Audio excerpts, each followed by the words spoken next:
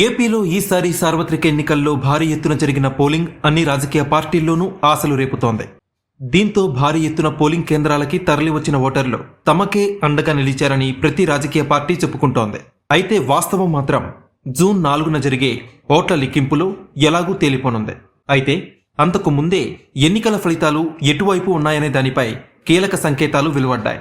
రాష్ట్రంలో పోలింగ్ కేంద్రాల్లో జరిగిన సాధారణ ఓటింగ్తో పాటు ఉద్యోగులు వేసిన పోస్టల్ బ్యాలెట్ ఓటింగ్ కూడా కలిపి లెక్కిస్తారు. అయితే ఇందులోనూ ఈసారి భారీ ఎత్తున ఓట్లు పోలయ్యాయి.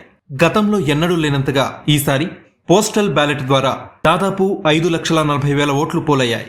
ఇవన్నీ ప్రభుత్వాన్ని నడిపే ఉద్యోగులవే. అంతేకాదు ఈ ఓట్లు రేపు ఎన్నికల ఫలితాన్ని ముందస్తుగానే డిసైడ్ చేసేవిగా భావిస్తున్నారు. ఇక పోస్టల్ బ్యాలెట్ ఓటింగ్ భారీగా జరగడాన్ని అధికారంలో ఉన్న ప్రభుత్వాలకి వ్యతిరేకంగా జరిగిన ఓటింగ్గానే పరిగణిస్తారు. అంతేకాదు ఉద్యోగుల ఆగ్రహం ఎక్కువగా ఉంటే భారీ స్థాయిలో పోస్టల్ బ్యాలెట్ ఓటింగ్ జరుగుతుందని భావిస్తారు. ఈ లెక్కన చూస్తే పోస్టల్ బ్యాలెట్ ఓట్లు భారీగా నమోదవడంతో అధికార వైసీపీలో కలవరం రేగుతోంది. దేశంలోనే రికార్డు స్థాయిలో జరిగిన పోస్టల్ బ్యాలెట్ ఓటింగ్ అధికార పార్టీకి వ్యతిరేకంగానే జరిగిందని రాజకీయ పక్షాలు చెప్పుకుంటున్నాయి.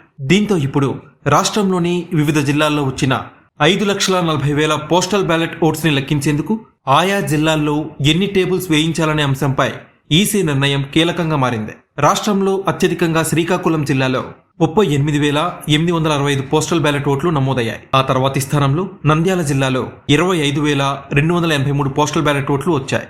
మూడో స్థానంలో కడప జిల్లాలో 24,918 పోస్టల్ బ్యాలెట్లు వచ్చాయి. రాష్ట్రంలో అత్యల్పంగా నరసాపురంలో 15,320 పోస్టల్ బ్యాలెట్ ఓట్లు వచ్చాయి. ఇప్పటికే పోలైన పోస్టల్ బ్యాలెట్ల వివరాలు రావడంతో ఆయా జిల్లాల్లో ఎన్ని టేబుల్స్ వేయాలనే దానిపై చర్చ జరుగుతోంది. ఒక్కో టేబుల్లో ఎన్ని పోస్టల్ బ్యాలెట్ ఓట్లు లెక్కించాలనే అంశంపై రిటర్నింగ్ అధికారులకి కేంద్ర ఎన్నికల కమిషన్ సమాచారం పంపింది.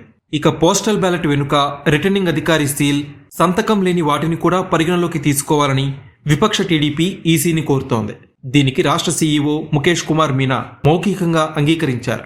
కానీ టీడీపీ రాతపూర్వక ఆదేశాలు కోరుతోంది. డిక్లరేషన్ పై గెజిటెడ్ ఆఫీసర్ సంతకం చేసిన సీల్ లేకపోయినా పరిగణలోకి తీసుకోవాల్సిందే అని డిమాండ్ చేస్తోంది. ఈ బాధ్యత ఎన్నికల కమిషన్ అని చెబుతోంది.